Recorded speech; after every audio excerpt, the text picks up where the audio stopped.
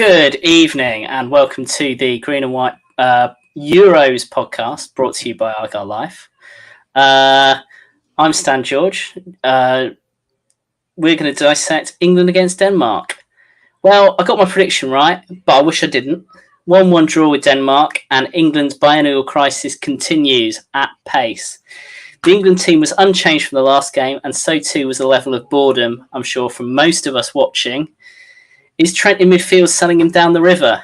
Kane may have scored, but he didn't prove very able to link the play. Was he dropping too deep? Watching England when they're playing like this does feel like self-flagellation. So it's not really a surprise that in his post-match interview, Gareth Southgate came out as a Calvinist. Oh, wait, no, he's actually talking about Calvin Phillips. Everyone who watched the BBC broadcast yesterday probably heard Alan Shearer's ranting. So now you're going to get four people who are probably going to do the exact same thing. I'm Stan George, filling in for Aaron for the Euros podcast because he doesn't want to do it. And joining me, returning from the last one, whenever we did that, is Adam Price. Hello, Adam. Hello. Good to be back on. I mean, I say good. We all know what we're going to be discussing, but it's good to see you all again. Good to see you as well. Also joining me is Finley. Hello, Finley.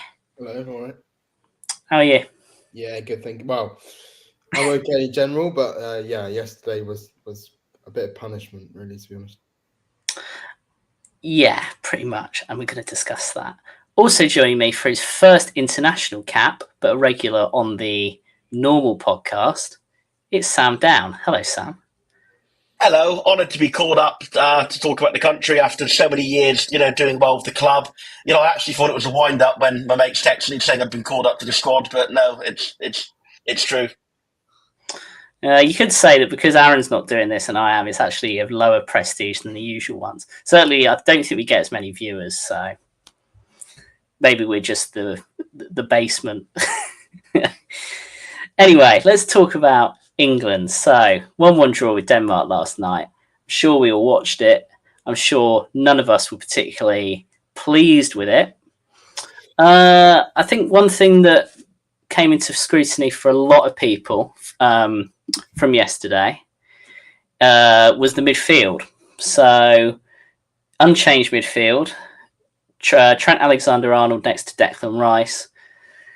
Alexander-Arnold hauled off after 54 minutes. Do you think that might be the end of the Alexander-Arnold in midfield experiment? Don't know who wants to jump in on this one. I hope so. You hope so? It was just, he's put it this way. I kind of said I will give cheers, George. Love you. No. So basically, I said on the last pod that Foden and Trent probably did, not exactly warranted, but sort of should be given another chance to see if they can improve on the game. And I thought Foden maybe did slightly, but Trent, his performance on was it Sun? No, it was Sunday. Was not great, and this was frankly terrible. I thought he just seemed to be missing in midfield and didn't really come and press the ball. Granted, you've got to do that as a whole team, and I think we might talk about that later, but he's in the team for his passing, and pretty much every time he passed the ball, he gave it away.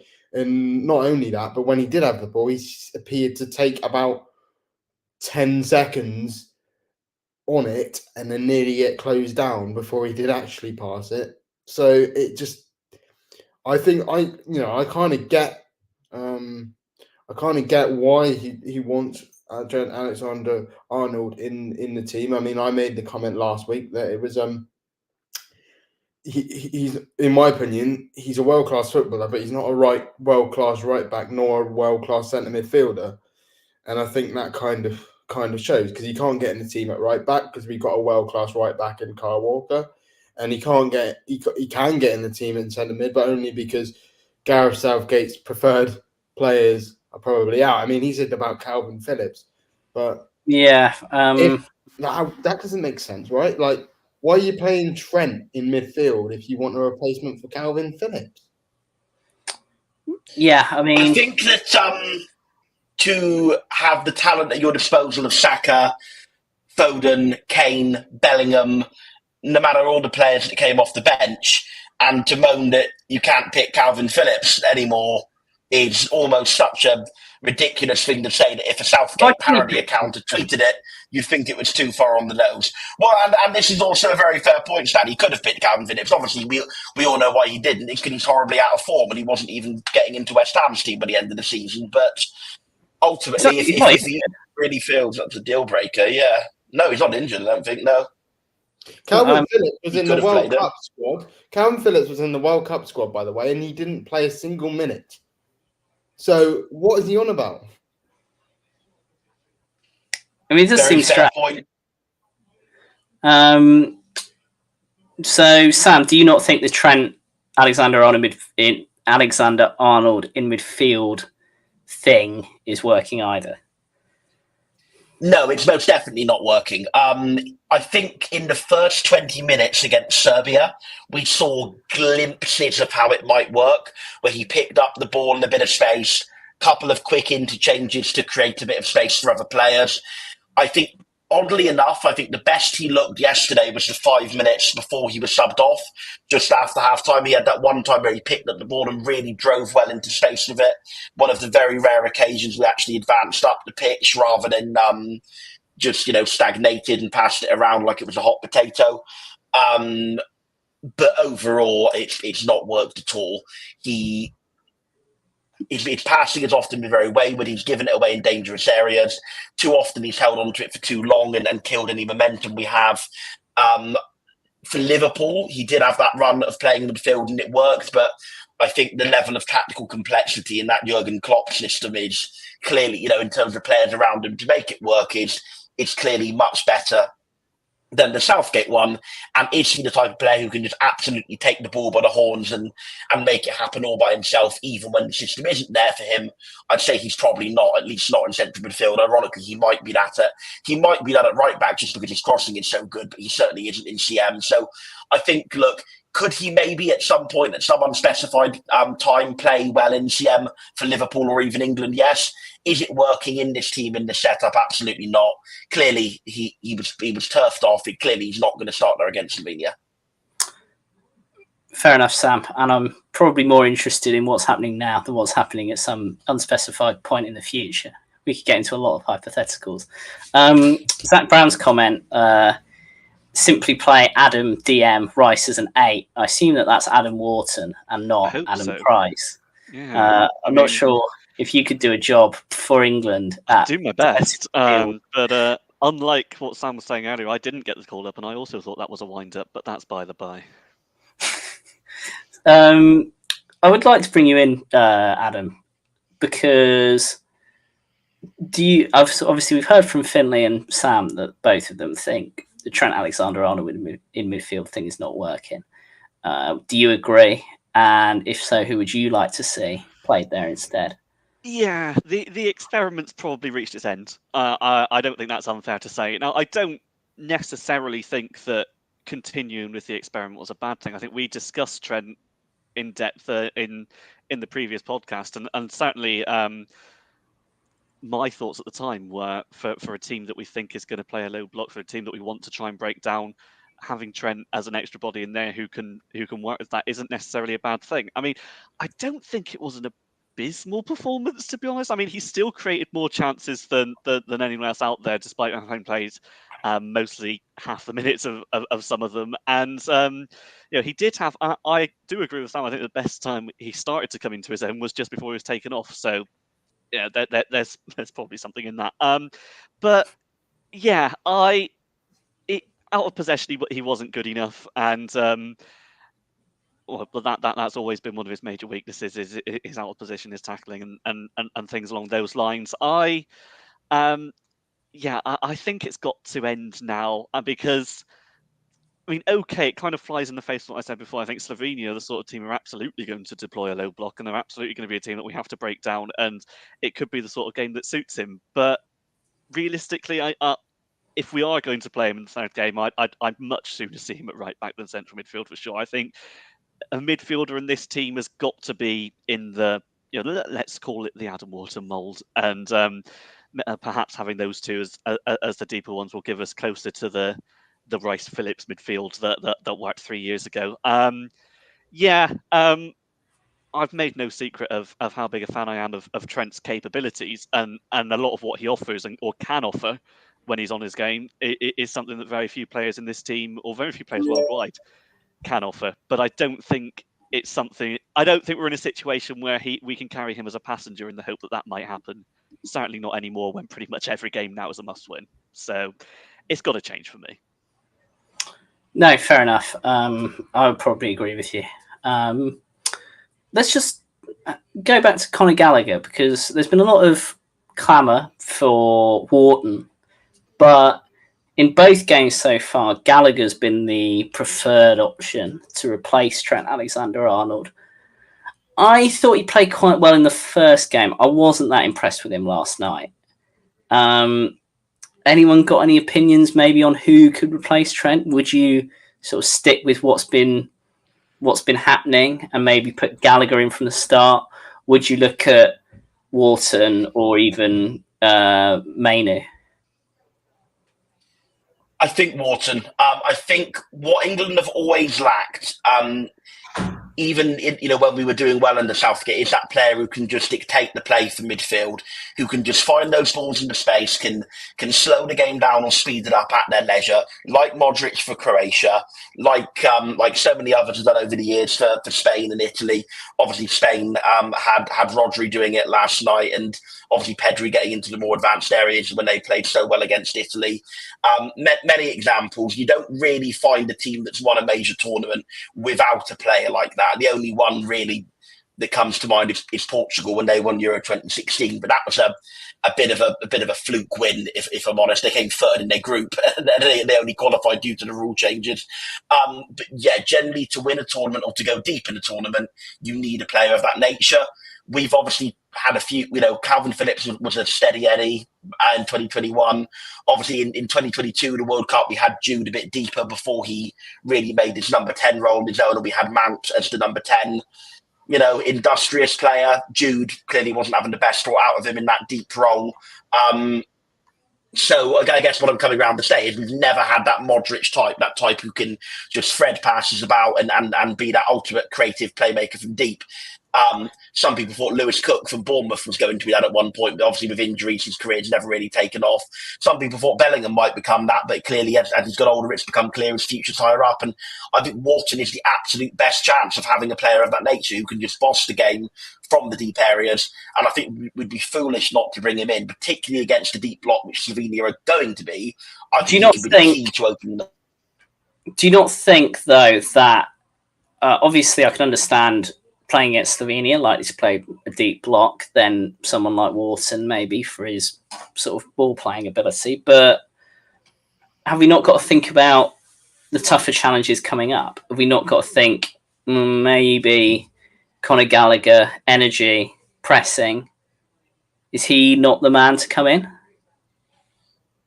Well, twofold response. I think one, maybe that could be a horses for courses basis when we actually get to play these better teams. Because although yes, we are guaranteed to be in the next stage. Because even if we come third in the group, 4 points will be enough to see us qualify as one of the best third. So we are guaranteed to be in the next stage, realistically. But we don't know who we're going to be playing. If we win the group, we'll be playing probably another team who, on paper, we should beat. If we come second or even third in the group, we're likely to be playing a really top quality team. So I think let's try and just face the challenge ahead of us and win the group. My sort of second point to that would be the likes of Modric. He's the main example I keep coming back to, but you could look at Locatelli for Italy in the last Euros as well. There are many of them. Is that as and when they do play against the bigger teams, the better teams, they can be crucial in those games as well. Like thinking back to that semi-final, how important was Modric? Yes, England took an early lead, and yes, you can partly blame some of it on Southgate for sitting back, but sitting back wouldn't have been so problematic if they didn't have somebody who was capable of finding the gaps of their passing. So even in the big games, it still is important we have that type of player, I feel.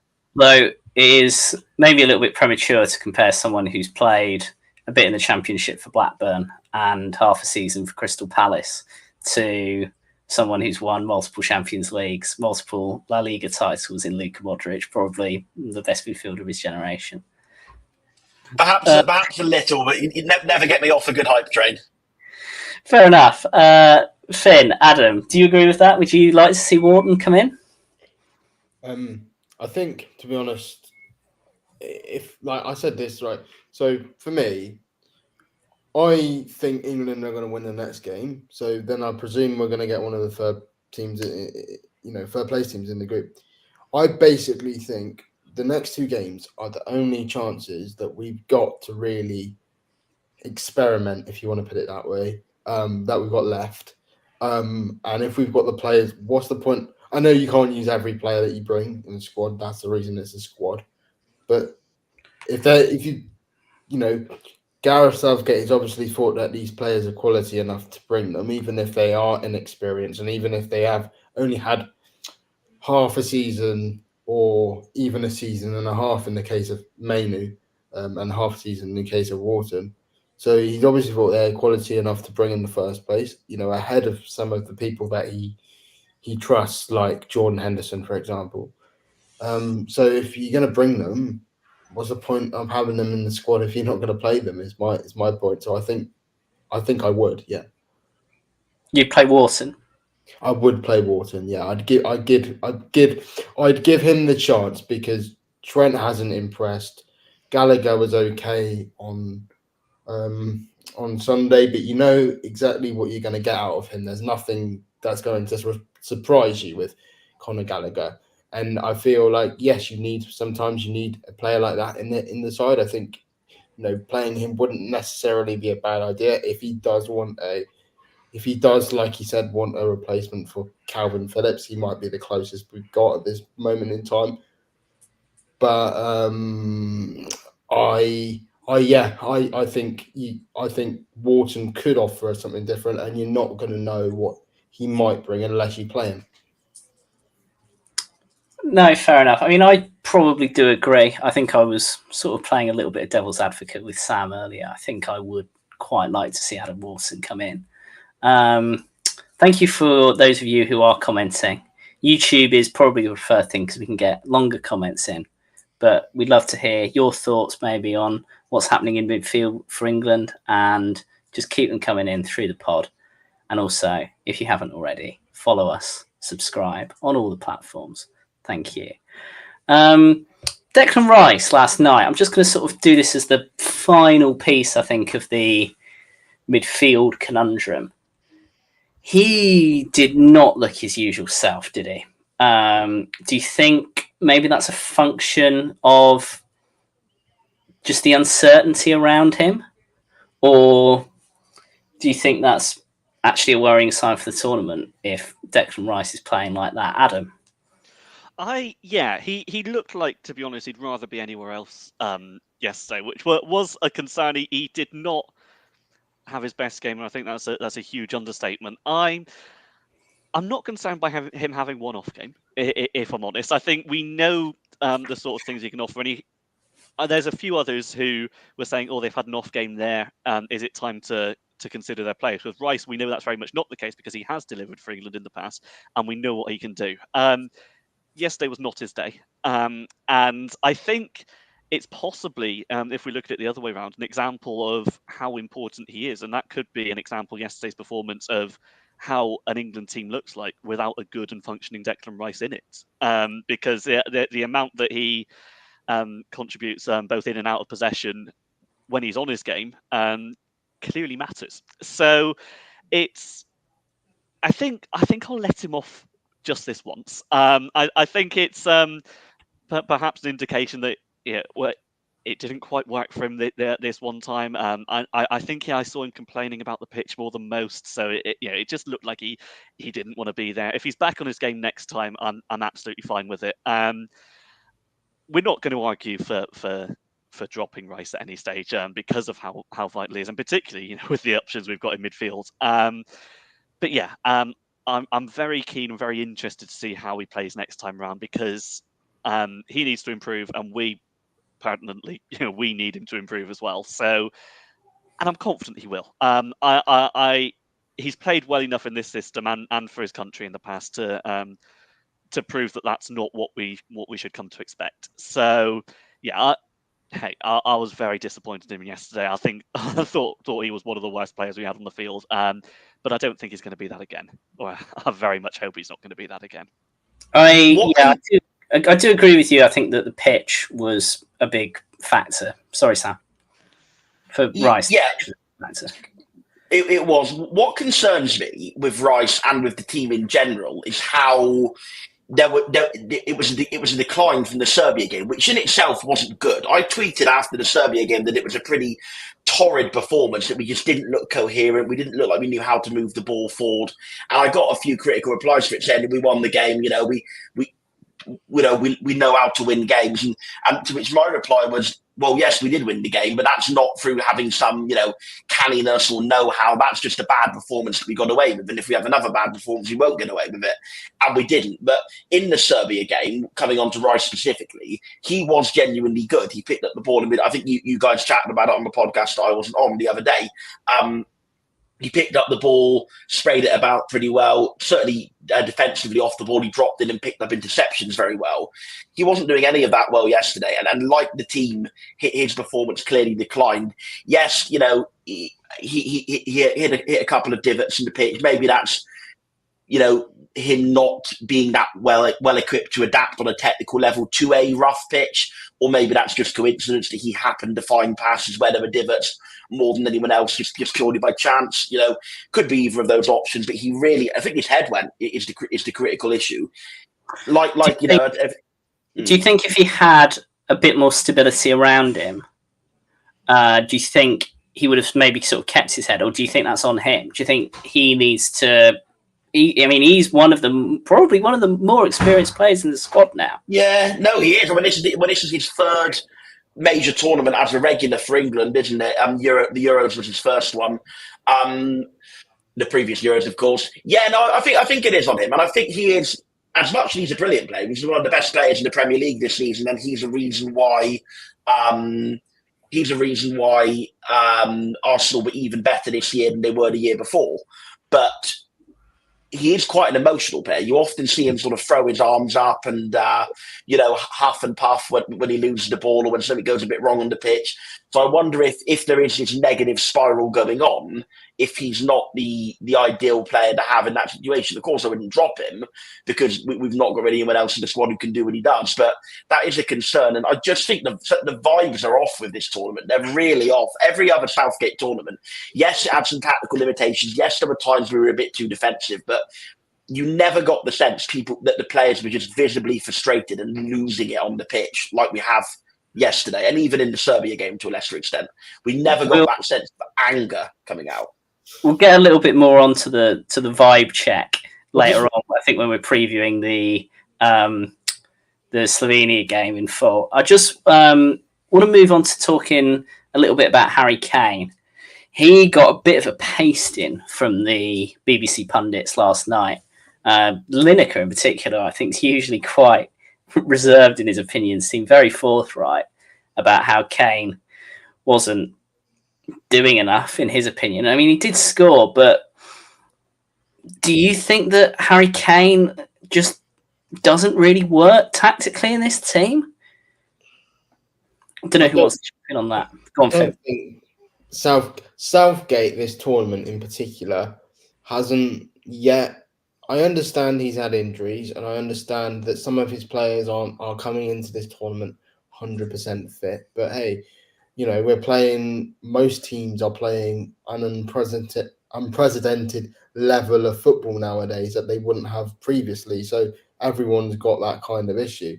I don't think Southgate knows what system or how he wants his system to operate, and I think you can you can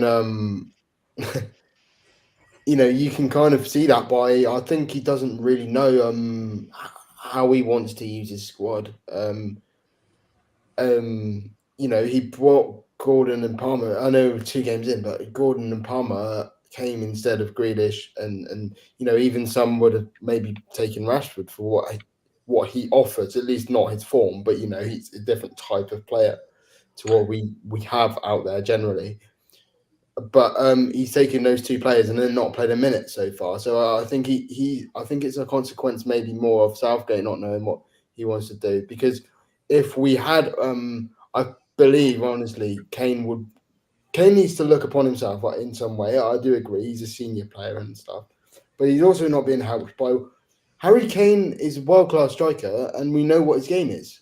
So he's always going to drop deep. His strength is dropping deep, and then having players run beyond him to create chances. Either that, or he is literally a number 9 that stays in the box and you supply the ball to him. But unless you drop Bellingham and play Foden, you probably haven't got a number 10 who can sort of thread those balls through to him to create consistent chances. Or if you play or the wingers, every winger that we have in this squad, bar maybe the exception of Anthony Gordon, is one that usually likes to go on the inside. And credit to Saka, so far he's actually gone on the outside pretty effectively, but I still don't believe that's kind of in his natural instinct to want to be able to do. So I don't think we're playing to Harry Kane's strength, and I think that's because more than not, I'm not saying he's been brilliant, but then again, Harry Kane was not brilliant yesterday, and he scored the goal for England. So that's what he can give you. And I know the pundit said that, but I think Southgate has kind of obviously made Kane a central player for his system in previous tournaments, but this tournament, it's almost like the pressure has got to him, and he's kind of had this big number of players to pick from, and he kind of hasn't worked out how to. I mean, he's still talking about Trent not being. So what you're saying is you think that he should adapt his system more towards the strengths of Harry Kane rather than getting rid of Harry Kane entirely. More so than that, yeah, because I think it's a consequence of how he's setting up the system that Harry Kane is having to drop deeper to receive the ball. Or in the Serbia game, he didn't drop that deep, but he didn't get much of the ball. And I think that's because, how we're setting up the midfield and who we've got playing on the wings, basically, yeah. But in that, I don't really know the answer to the question, really, in terms of how to make it work, because I think basically, in my opinion, Southgate has picked the wrong personnel for how he wants to play this tournament.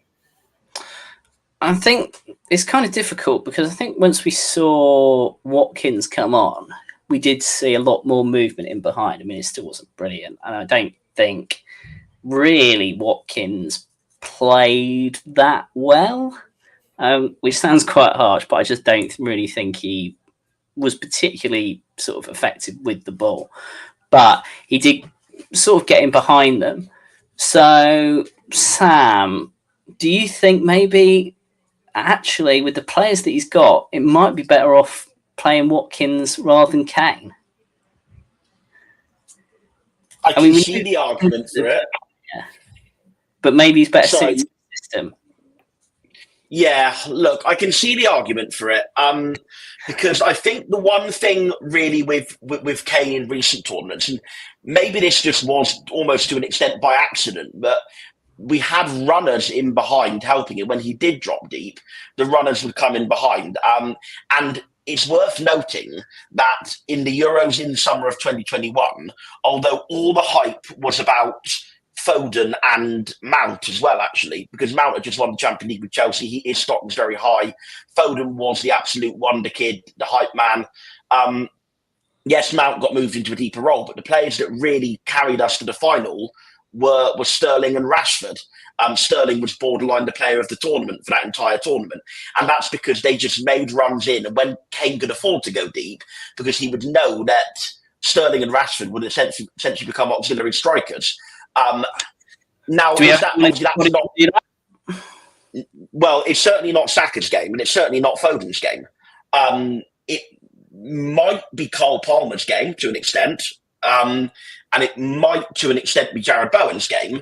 But I think this is where we're having a bit of an identity crisis because, well, Southgate has always been limited tactically in the sense that you're never going to see those complex midfield interchanges like you do with Pep Guardiola, like you do with Jurgen Klopp. I still think we had a basic idea of how we wanted to play. And now I just think we're at a loss tactically.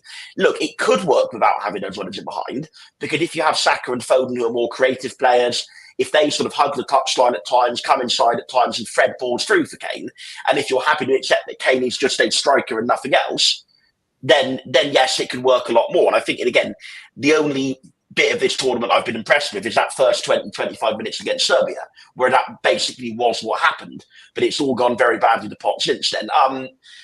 I think I would still stick with Kane.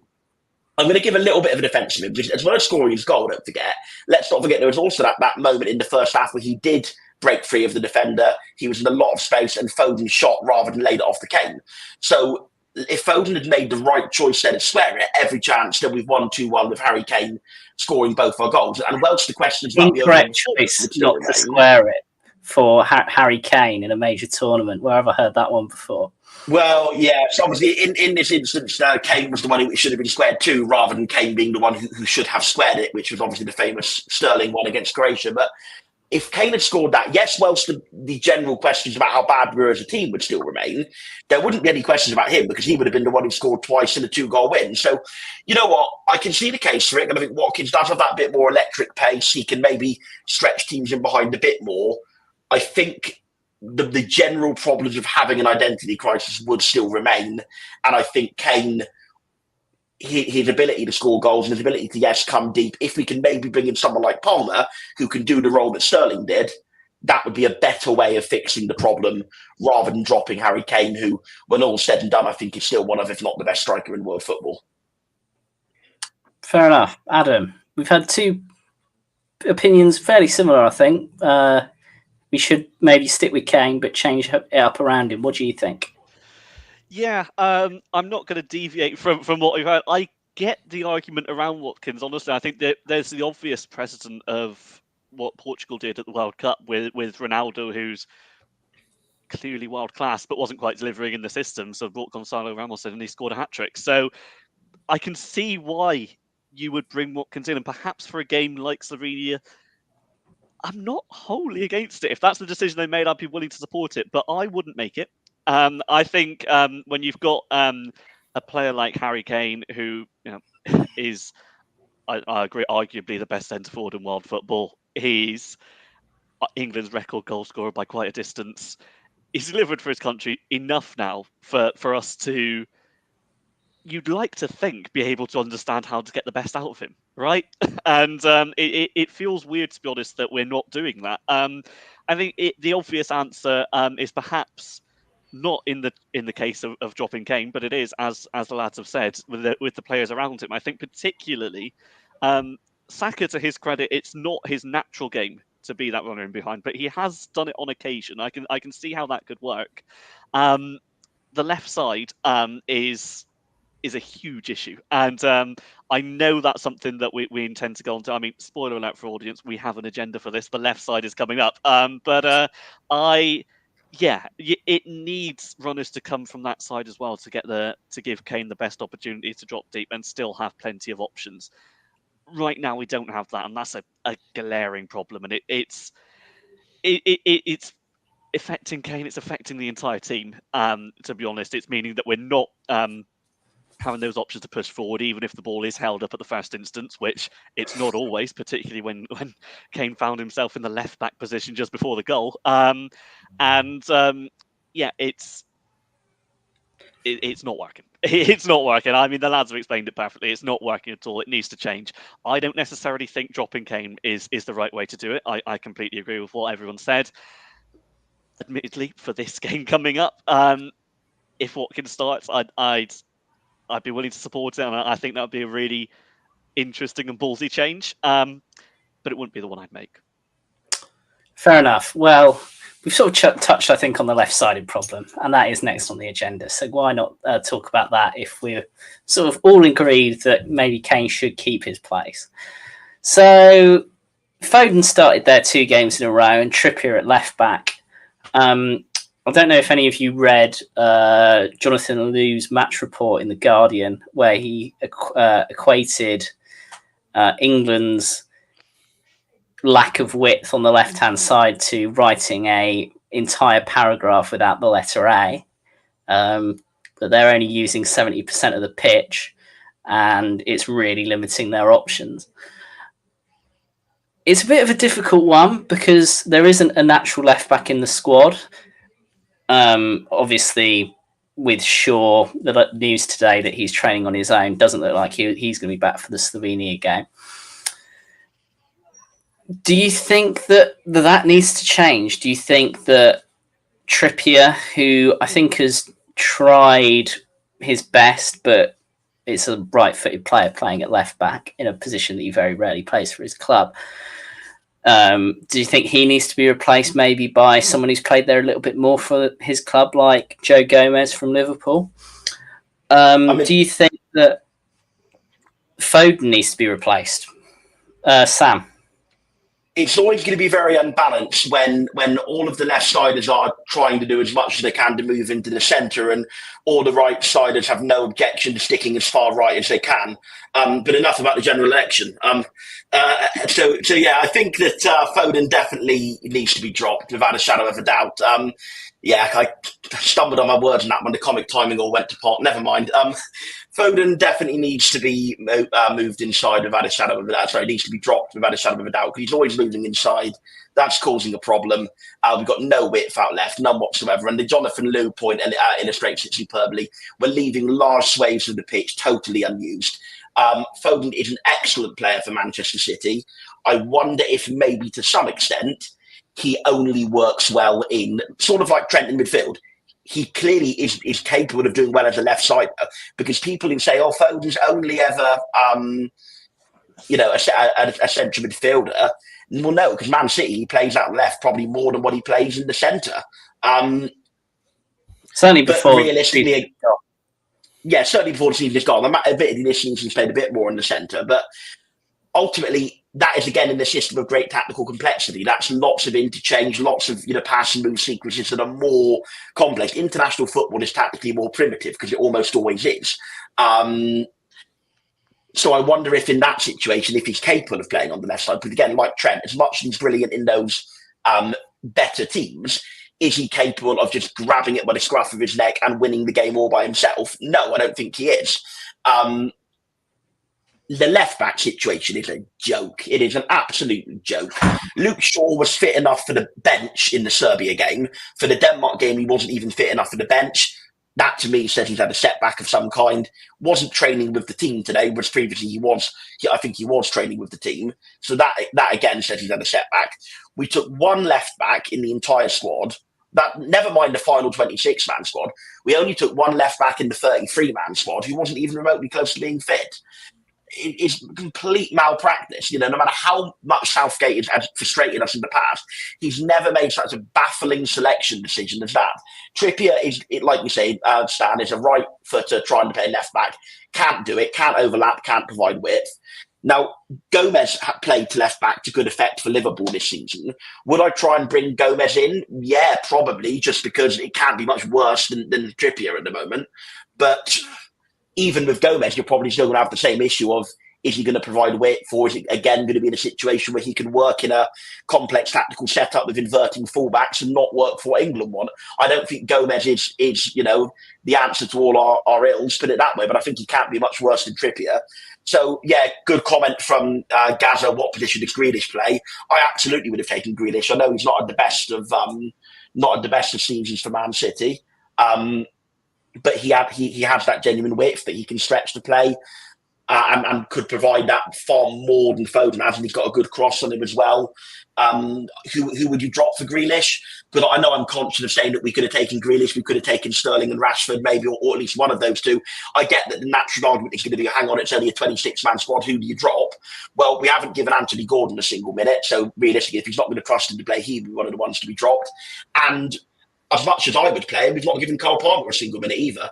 So you can't tell me that if two of the three, of Sterling, Rashford and Grealish, who have been proven tournament players for us weren't sitting on that bench, that Southgate wouldn't have given them any minutes, and I think he would have done. So that again comes back to the players we've taken. But left side is a joke.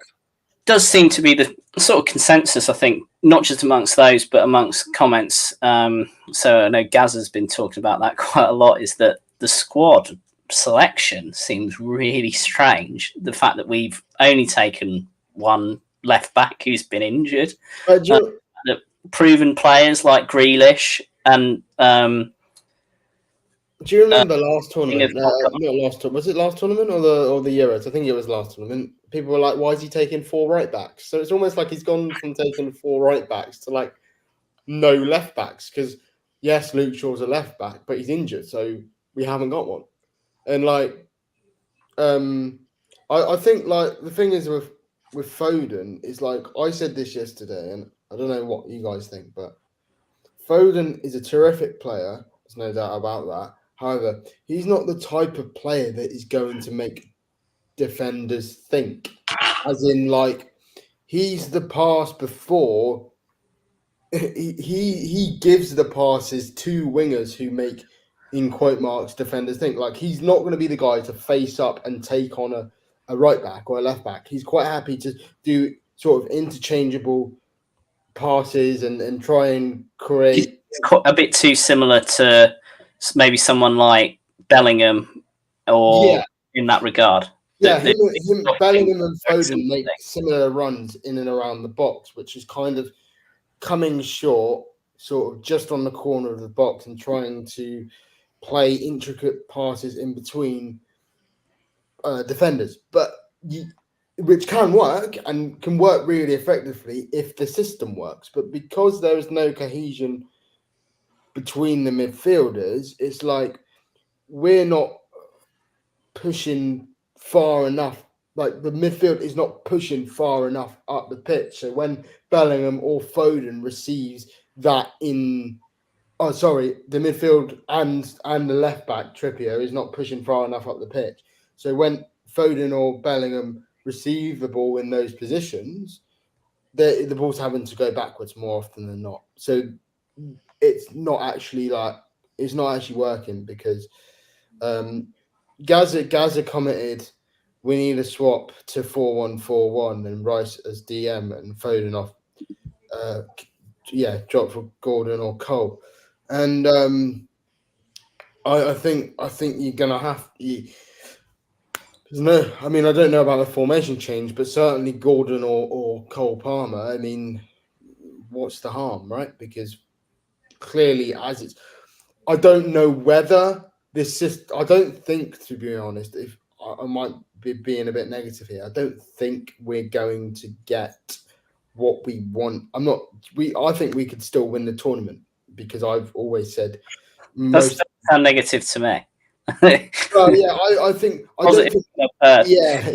I don't think we will win the tournament. I think we'll go out in the court, in the quarters for what it's worth. But I think we could. I think, the idea that the great footballing teams usually win the tournament is kind of just untrue.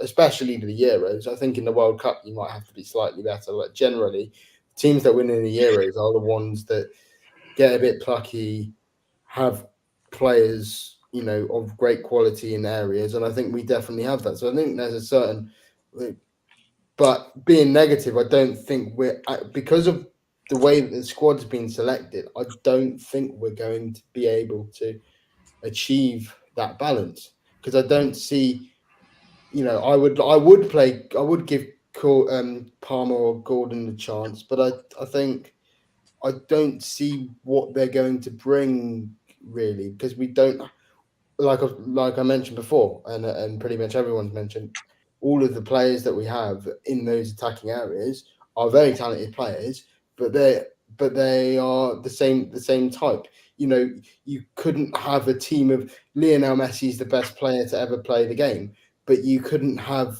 a team of Lionel Messi's. It wouldn't work because there's no balance. No, fair enough. And that's, again, I think consensus coming through from the comments as well. Just strange selection, strange balance. What I would say is, although I said I probably wouldn't have taken Gordon because of the other attacking midfielders I would have tried to accommodate, with the squad we do have, Gordon should be getting more of a game time because he is the only probably genuine wide player there. I think he will go and hug the touchline a little bit, and try and get balls into the area from there, perhaps more so than anyone else. So whilst I would probably want to start Palmer for the next game, I would have certainly given Gordon more minutes than the 0 he's had so far. I think that's a great point again from Gaza. Fair enough. So you wouldn't have taken Gordon, but you'd also give him minutes. Schrodinger's Anthony Gordon, maybe. We've had a bit of a discussion, and it's been mostly negative, apart from when Finn said that he thinks we can win the tournament. Were there any positives, in your opinion, to take from that game? I think the defence still seemed fine. I think, obviously, Gurhey, made that one error where he got caught on the ball, although I did think he was stitched up a little bit by Declan Rice for that one. And he also made up for it as well. He did make up for it, yeah. I thought he was impressive again, and generally, the defence looks okay. I think I might be clutching at straws a little bit. Adam? I don't disagree. We've conceded ultimately one big chance in 2 games so far. Quality of opposition has to be brought into the equation, but I don't think that's a good sign. I've said that the wrong way around. I think that is a good sign, to be clear. But I think it comes into a lot of things. I mean, there has to be some sense of perspective. I think we and the entire country will agree that yesterday was far from good enough. And the whole thing with the Serbia game being generally fine is the fact that you can use it as a good start. You grow into the tournament. We've regressed from the Serbia game. But there still has to be that sense of perspective. I mean, ultimately, we've played 2 relatively poor performances so far, and we are still very much in control of the group. We're still very much in control of our own destiny with the lowest ranked team in the group left to play. It's very, very similar to the situations we've experienced in the last 2 tournaments. I remember a very similar meltdown after the 0-0 draw with Scotland when people were saying, the Scots were by far the better side. We should have lost the game. We're going nowhere in this tournament. Steady on. It wasn't quite that bad. And in the end, we won every game up to the final. So,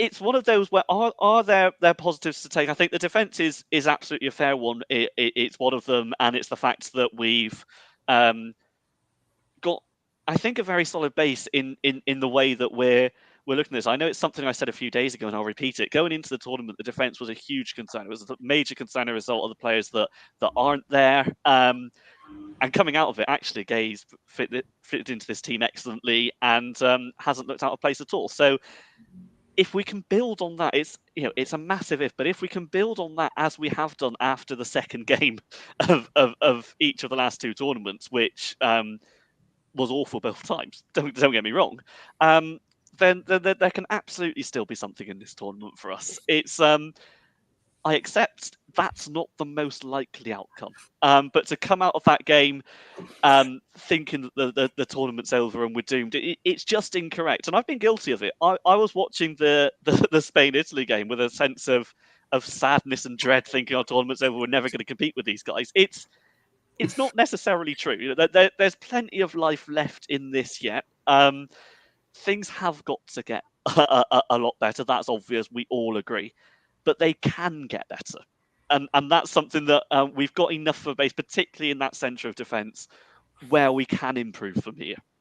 We've got to see it, but it can happen. And, I think that's a positive in its own right, to have looked at this and accepted we've not played well enough, but still be on 4 points, still very much have our destiny on our own hands. It's not bad.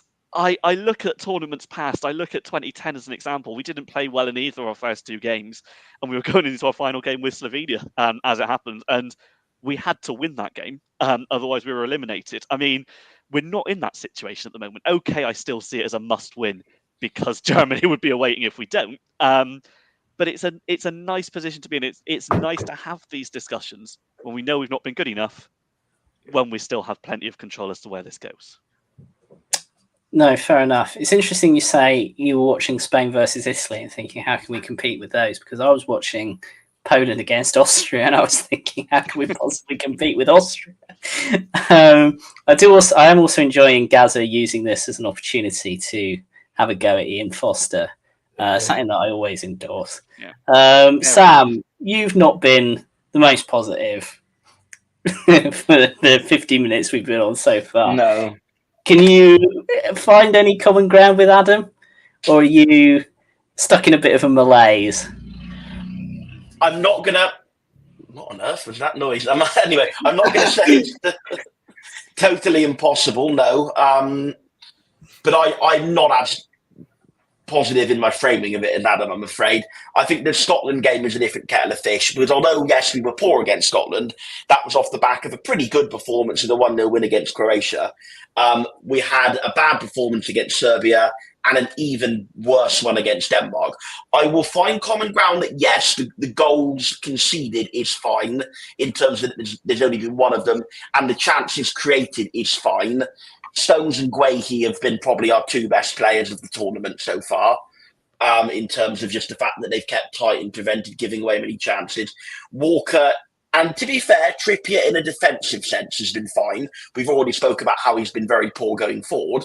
So, yeah, the back four have done their job. I can go with that. But I think Kyle Walker has been our second best player after Mark Gahey this tournament, to be honest. Yeah, I think Walker as well. I'd say probably third after Stones, but he's been decent. Yeah. I think I think it's something more radical than this is needed. I don't think this is just like the Scotland scenario was a game plan that we were trying that just had one game where it didn't work very well. I think this is more radical. This is a completely disjointed and disorganized team. That has no idea how to move the ball forward. Is not able to play the way it's played the last three tournaments due to personnel not being selected that I've mentioned. I was asking if you way to adapt. Yeah. No. You asked me if I had any positives. That's technically a different question. The positive is the back four and in the defensive sense. Yeah, no. I think it's much more radical than the Scotland game. It's much more radical than the USA game. Those two were frustrating games, but they were just game plans not working. This is total incoherence and not having a clue how we want to play. We don't, just because of what I've said about Rashford, Sterling, that doesn't mean we have to want a better way. If we can come up with a different way of playing that utilises the creative skills of Foden, Saka, and has the late runs of Bellingham to join Kane, then great. But we're not finding that. We're not even close to finding that. And barring, like I say, the only other glimmer of light, apart from the back four defensively, is that first 20 minutes at the start of the Serbia game, where I really do feel that Trent in the midfield showed signs of working. Foden cutting in showed signs of working, and we overloaded the central areas, scored a goal, nearly got a second in that first 20 minutes. But since that, let's say we've had two games, 4 quarters of each game, that's 8 segments. Only that first quarter of the first game was any good. The rest has all been worrying, isn't it? That you often see teams, I think, grow into the tournament, and our best period was right at the start, and it's been worse ever since. Yes, exactly. Well, can I put a question? Slovenia game. Sorry, Finn. Do you want to? Yeah, no, I was just going to ask. Like, I just want to put a question to you guys, really, because I'm not sure about it, to be honest. But like, how can we, like, how in sort of 2 weeks, like, we're talking about this needs to change, that needs to change, we need a change formation, to Kane come off or whatever. But like, Gareth Southgate has had about a year himself to prepare for this tournament, and we've had about 2 or 3 months to prepare for this tournament as a team. I know some players joined late and stuff, but how are we gonna? How is it gonna change? How can it change that much? And I think I sort of agree with you that I think it's been strange, the fact that this Trent Alexander-Arnold in midfield experiment is being conducted in the middle of a tournament. I don't really see why that's not been done before. And since the Italy qualifying game, I know friendlies and you can't, but we've been shocking. We've been absolutely shocking since we beat Italy in the qualifiers. I gave Brazil a good side, but weren't great against Brazil. We've just lost to Iceland, like the only team that we'd actually beat. It took a last minute goal against a, dare I say it, washed Belgium side. Like. We haven't been good. We haven't been good for about 2 or 3 months. Yet we're meant to have been preparing for this tournament. Finley, you're going to be yeah. Belgian Twitter after that. Sorry for saying. Well, look, I said to Finn, in a group chat after the Iceland game, it's a friendly. We'll always come together in tournaments. We always do, but we haven't. And now looking back now on that Iceland game, I think I was clearly too blasé, because that was a bit of a premonition of things to come, and just being stodgy, not being able to open teams up, teams just getting the better of us, frustrating us. And look, yes, I agree. Are we going to then introduce a whole new shape and a whole new style that's going to win us the tournament?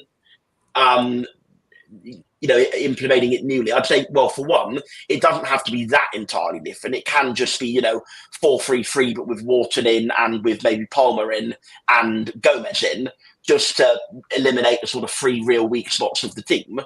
So it doesn't have to be totally different. And ultimately, whilst yes, it is unlikely we're going to radically change and end up winning, I think it's far more likely to happen that way than if we try and keep what we're doing and end up winning.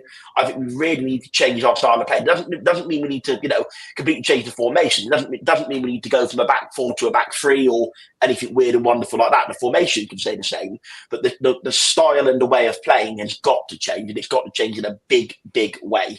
Because if it doesn't, then we're certainly not going to win the tournament.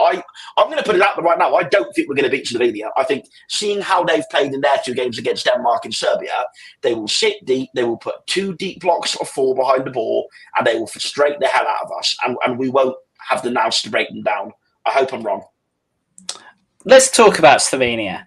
So you sort of touched on it, and we'll do predictions, lineups in a minute. But Slovenia, going into the tournament, the lowest ranked team in England's group, 57th in the world, finished second in their qualifying group, level with Denmark, actually. Denmark and Slovenia are in the same qualifying group. They've played quite well.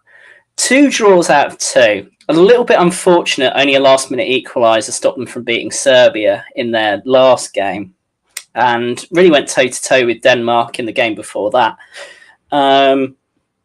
Play a sort of 4-4-2 formation, again with 2 strikers. Andras Sporar, who Middlesbrough fans might be familiar with, alongside Benjamin Seško, who is probably their most reputable player.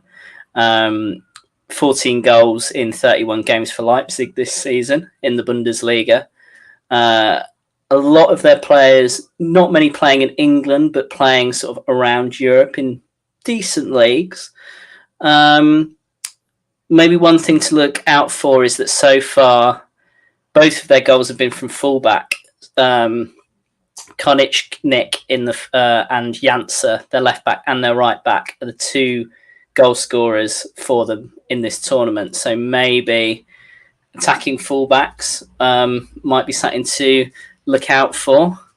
In terms of their attacking stats, they've actually created twice as much XG as England have against obviously the same 2 opponents.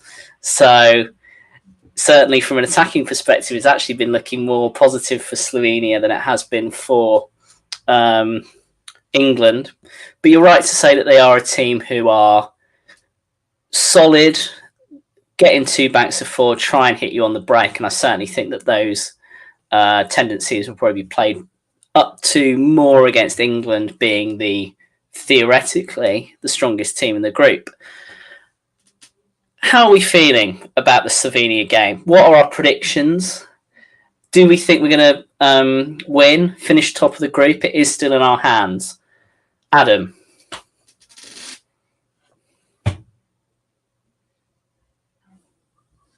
I'll come off mute to say this as well, shall I? Yeah, I do think we'll just about do it. one of those where I'm not exactly going to predict that we're going to have an exciting game. I rarely will when England are playing. But this one particularly could be stodgy. I think might be the word. It's kind of they're going to be defending their box. A draw will almost certainly see them through. So it's going to be one of those where we're going to have to break them down. And I don't necessarily think we're going to do it easily at all based on what we've seen. That being said, I think there is, with the slightly lesser quality than they have than the two opponents we've played, I think there is just about enough, particularly, as you mentioned there with the attack of wing backs. If we can get someone like Saka in space, I definitely play, make the change on the left flank. To get someone there. I think my pick would probably be Anthony Gordon out there to have someone who we know can sit out wide and give them something else to think about. I think we'll do it.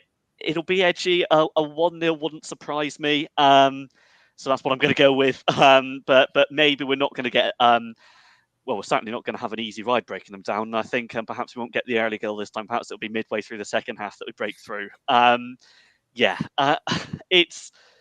Yeah, I'm sure with my tone here, you can tell that I'm not exactly going into this game with massive amount of excitement. I don't think anybody is. But I do think just about, maybe, a brink of history there, and they'll think they've got a better chance of beating a top nation than ever, I'm sure. I just about think we'll be okay. 1-0 England, second half goal. There's obviously got to be some changes to the lineup. The ones I've discussed, I'd bring Gordon in, I'd bring Wharton in.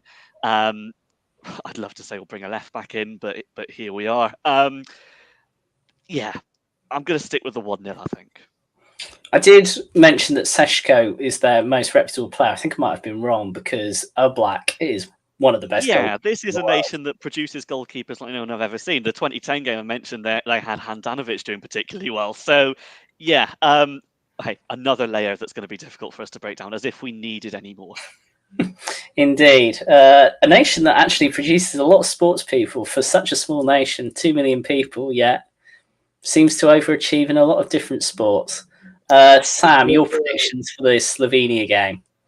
Yes, indeed. And as me and Stan have said offline, they are the only nation to qualify for 2 non-consecutive World Cups. That's the fact of the day there. The smallest nation, I should say. Did I say the only nation? And that was a slip of the tongue. They are the. I'm not having a great evening with my execution here, am I? I'm saying all the right words, but in all the wrong order. They are the smallest. Not having a good evening with your execution makes you very suited to talk about England. Anyway, against the smallest nation to qualify for 2 non-consecutive World Cups, I think we'll draw 0-0. Because, like I said, I think they'll just frustrate us. They've got a very good goalkeeper. They'll sit very deep. And I don't think Southgate will make... I think he'll probably drop Trent, but I don't think he'll make the radical enough changes that I think we need. I think they'll get the draw they need to leave them on 3 draws that are free and to qualify as one of the best placed, third place teams. I think Denmark will beat Serbia to top the group. And I think we'll come second in the group with that draw, leaving us facing the Germans in the last 16. And that won't be very pretty. Maybe from a German perspective. Anyway, I'll wrap up with that. I'm sure we're all keen to watch the France-Netherlands game, so I'll leave it to Finn for the last word. Go on, Finn. That's the word. Go on, Finn. I think basically I'm going to go more positive. I think we're going to win 2-0. But I think that I haven't been particularly pleased with... I know we get frustrated as fans, but I felt like the punditry yesterday was just like they were getting so... I know they're England fans, right? But they were getting so frustrated. You don't actually get that much balance. So I can see us getting like a 2-0 win, and then the pundits and that are going, oh, has Southgate changed? And then round the 16, we're back to sort of the turgid. I can sort of see that. And I actually thought it was good that they had Thomas Frank on yesterday. Yeah, he was just like Micah Richards. I mean, he was like so annoyed by like half time. He was like, mate, this is meant to be your job. Like, it's been a long time since I've seen Lineker go in on an England team like that. Very, very long time since I've seen Lineker go in on England like that. I was like, are there, like, I know where our expectations are to win it, but are there expectations as ex-players who lots of them played for England and actually failed in teams that were arguably as good or better? You know, we had Ashley Cole at left back in the last golden generation of England team. You know, he's regarded the best left back of all time. Well, or one of them. Sorry, in the Premier League at least. And yet in this tournament we've got no left back. So actually their team's probably better, but yet it almost feels like they've got like some elevated expectations even beyond the fans. But I think we will win 2-0, but I actually think it will still leave questions to be answered. But I don't see the punditry team taking it that way and they might say, "Oh, we've solved it," but that's kind of my own grudge coming out now. It's just on the subject of punditry. I hope we're all looking forward to seeing our new head coach's halftime analysis in the France game. By the way, I'm sure he's on Rooney. Rooney is finally on. It'll be absolutely fascinating. I'm sure. Yeah.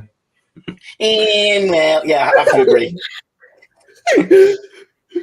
You don't want to do too many impressions of him because don't want to get him as a guest on the podcast. Never mind. Sure, he's going to be watching this one. Yeah, I think he's a bit busy. It's all very affectionate. We'll get him on the next. We'll replace one of us with Wayne Rooney to analyse the Slovenia game when that comes. Anyway, my thoughts on it. I think we're going to win. I don't think it'll be pretty, but I think we are a better team than Slovenia on paper. I basically agree with what you can see on your screen now. I think we need to go for it a bit more. I'm not sure that we will, but I do think that the quality that we have will probably tell. Maybe 2-1, something like that. They get a goal, maybe from Šeško. We score, maybe from a set piece, something like that. Maybe not the prettiest, but I do think that we'll do enough to top the group. As I said, I don't particularly... I'm not particularly optimistic. I kind of share your pessimism that I think that we won't necessarily go a lot further than that. But I do think we're going to win on Tuesday, and I do think we're going to top the group. Anyway, it's 3 minutes until the last game of the night, and that looks like quite a good one. And I'm sure that everyone watching this would like to watch it, and also I would like to watch it as well. So... thanks very much for being here. Thank you, Adam. Yeah, thank you. I'm going to head off and watch that one as well, as I imagine we all are. So, nice wrapping up. Well played. Cheers. I think we did all right. Sam, thank you as well. Thank you for hosting. Yep, congratulations on your international debut. And Finn, thank you. Cheers.